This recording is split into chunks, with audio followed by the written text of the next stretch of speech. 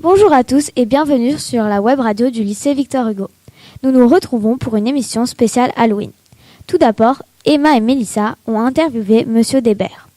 Après, nous retrouverons Clélia Maria Giulia qui nous parleront d'un film d'horreur.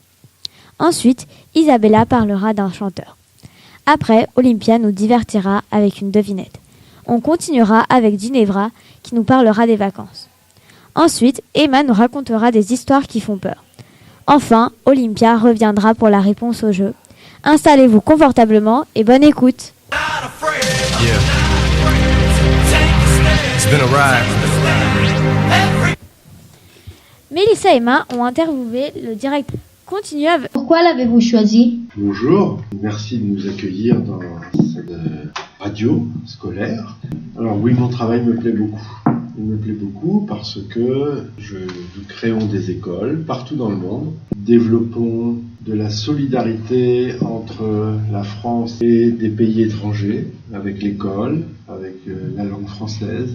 Nous accueillons beaucoup d'enfants français, nationaux, et nous les faisons réussir. Ça, c'est formidable. Mais je vais finir puisque je n'ai pas répondu à toute la question. Je n'ai pas choisi mon métier. Ça vous étonne, hein ? Ce sont les gens qui ont la responsabilité de la mission laïque française qui m'ont demandé de diriger cette maison. Et j'ai trouvé que c'était un grand honneur. Et j'ai rassemblé avec mes collègues toutes mes forces, toute mon énergie pour faire en sorte que cette mission laïque est une très ancienne maison, une institution très respectable, puisse aller dans le monde actuel encore plus loin que là où elle est aujourd'hui. Et c'est pour ça, comme ça, qu'on a développé l'école de Florence. À l'origine, c'était une toute petite école. Et on a dit, on va en faire une grande. Et elle est devenue très grosse aujourd'hui, n'est-ce pas ? Oui. Aimez-vous travailler avec les enfants ? Pourquoi ? Moi, je ne travaille plus directement avec les enfants. J'ai la chance de vous voir depuis hier.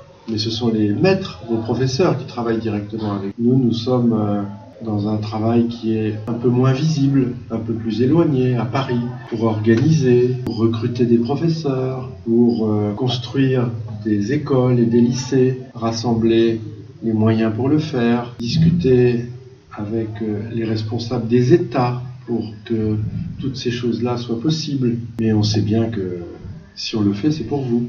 Donc c'est pour ça que nous sommes très contents de vous rencontrer aujourd'hui. Qu'est-ce que aimez-vous dans notre école ? Vous d'abord. Nous. On vous aime d'abord, comme élève. Vous vous épanouissez, accueillez toutes les activités que vous faites avec vos professeurs. Très heureux de ça, très fier. Aimez dans cette école. Les activités qu'on peut faire après. Moi, vous savez ce que j'aimerais ici ? On est en Italie, on est à Florence. C'est que vous développiez tous ensemble la musique ici, avec des instruments, avec la chorale, et que cette école on puisse l'entendre encore plus qu'on ne l'entend aujourd'hui. C'est possible ça ou pas ? Oui. Moi, par exemple, je faisais il y a 2 ans le guitare ici. Je l'ai fait pour 2 ans, mais maintenant j'ai arrêté ici. J'ai continué toute seule avec mon enseignant ici. Et j'étais très très contente. Et il faut revenir. Est-ce que vous sentez une grande différence entre une école en Europe et une école ailleurs dans le monde ? Chaque école est particulière. L'école de Florence n'est pas du tout comme une école française à Beyrouth ou à Casablanca ou à Atlanta ou à San Francisco aux États-Unis. Mais ce qui vous rassemble tous, c'est par exemple ce que nous faisons là à votre invitation.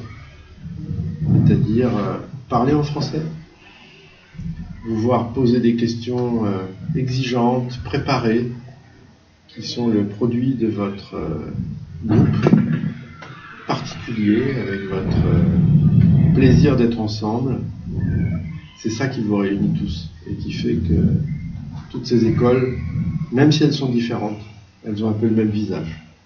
Maintenant, on a 2 questions pour le Monsieur Bure. Oui. Des vraies questions plus difficiles encore. Hein. Quelle est l'école la plus difficile à créer ? Bonne question. Je pense que chaque école peut-être difficile à créer, mais elle devient plus facile à créer dès lors qu'on a toutes les énergies, toutes les envies d'ouvrir une école. Et souvent, nous, on ouvre une école parce qu'on nous le demande, parce que justement, il y a un projet et beaucoup d'envie. Et pour finir, est-ce que la visite de notre école vous a plu? Beaucoup. Je crois que c'est une école... On dit qu'il y a à peu près 500 écoles françaises dans le monde, mais je pense qu'il n'y a qu'une seule école Victor Hugo comme la vôtre, pas simplement par son bâtiment, c'est un palais magnifique dans lequel vous êtes et dans lequel vous apprenez. Et je ne pense pas que beaucoup d'autres élèves dans le monde vont avoir la chance de vivre dans ce patrimoine. Vous êtes à Florence, on dit que c'est un musée à ciel ouvert, vous-même vous êtes dans une école musée à ciel ouvert pour apprendre, et c'est, je pense, tout à fait formidable. J'espère que vous en avez conscience. Merci. Merci à vous. Continuons avec Lélia, Maria et Julia qui vont nous parler d'un film d'horreur. Bonjour. Bonjour. Vous connaissez le vieux livre It de Stephen King sorti en 1986? Le film vient à peine de sortir sur les écrans de cinéma. C'est un film d'horreur parfait pour Halloween. Ce film sera ce soir au cinéma de Space à 22h30. Maintenant, je passe la parole à ma copine Julia pour en savoir plus.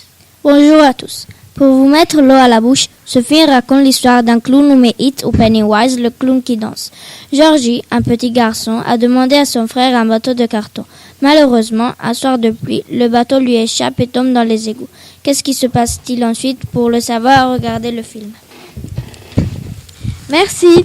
Maintenant, Isabella qui va nous faire découvrir Eminem. Bonjour. Hello everyone. Are you ready for Halloween? Cause I am. Today I'm going to present you a famous singer. His name is Eminem. His best album is Recovery. The album has been published in 2009. The best song in the album is Not Afraid. The song least 4 minutes and 8 seconds. The genre is hip-hop rap. And here's a little... Yeah. It's been a ride. I guess I had to go to that place. I love this song. How about you? Thank you for listening and see you at the next émission. Happy Halloween. Pourquoi ne pas nous divertir avec une petite devinette? Bonjour Olympia. Bonjour Ninon. La devinette est celle-là. Mon premier n'a pas de cheveux sur la tête. Mon deuxième n'est pas sûr. Mon troisième est un céréale très utilisé en Chine.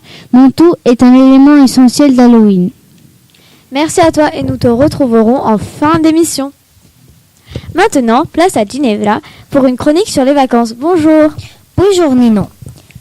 Et bonjour à tous. Comme vous savez, après 7 semaines et demie d'école, on va avoir des vacances qui vont durer 2 ou 3 semaines. Et ce sont du 20 octobre au 6 novembre. Après, on a celle de Noël.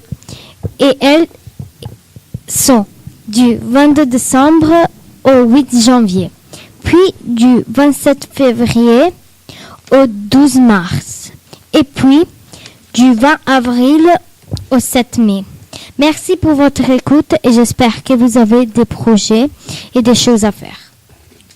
Merci Ginevra. Retrouvons Emma qui va nous raconter des histoires qui font peur. Bonjour. Bonjour à tous. Aujourd'hui, je vais vous raconter 4 histoires. La folle sans jambes, la babysitter, le docteur et la femme blanche, et puis une petite histoire. La folle sans jambes. Une nuit, un garçon et une fille étaient seuls à la maison et regardaient la télé. Ils virent qu'une folle sans jambes s'était échappée de la prison et qu'il fallait fermer la porte à clé. Les enfants, effrayés, fermèrent la porte, mais ils avaient oublié la fenêtre. Les 2 enfants dormaient dans un lit superposé, la fille en haut, le garçon en bas. La fille entendait toujours un bruit qui faisait toc, toc, chut dans la nuit, mais elle ne se préoccupait pas. Mais le matin, quand elle voulut réveiller son frère, elle le trouva mort. Et sur le plafond, il y avait écrit avec son sang « On ne doit pas dormir ». La babysitter. Une nuit, une babysitter devait rester à la maison avec 2 garçons qui étaient déjà allés dormir depuis longtemps. Après une demi-heure, elle entendit le téléphone sonner. Elle répondit. Une voix rauque lui dit « Es-tu allé voir les enfants ?» Et puis, il raccrocha. La fille pensa que c'était le père, donc elle alla voir les garçons. Mais c'était trop tard. Elle les trouva morts dans leur lit. La dame blanche. Un soir, un docteur était en voiture pour aller à la maison après le travail. Mais sur le bord d'une petite rue, il aperçut un point blanc. Il s'arrêta pour voir qu'est-ce que c'était. et c'est alors qu'il vit que c'était une femme vêtue de blanc. Il lui proposa de la ramener chez elle, et la dame accepta. Pendant la course, elle ne dit rien, mais quand ils arrivèrent sur le pont, elle commença à s'agiter. Enfin, quand ils arrivèrent à sa maison, le docteur lui prêta son parapluie. Mais après avoir attendu plus de 20 minutes qu'elle retourne chez lui pour lui donner son parapluie, il alla sonner à sa porte. 2 personnes âgées arrivèrent lui ouvrir et lui dire que la fille qui l'avait accompagnée était leur fille, morte sur un pont. Et la petite histoire. Un homme entre dans une maison à minuit et prend un couteau.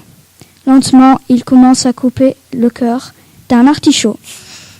Merci, j'ai bien eu peur. Yeah. It's been a ride.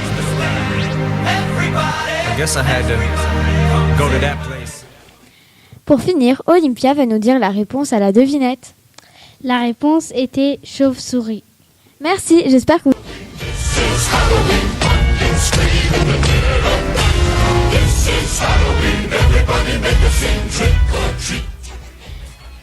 Merci de votre écoute, j'espère que vous êtes amusés en notre compagnie.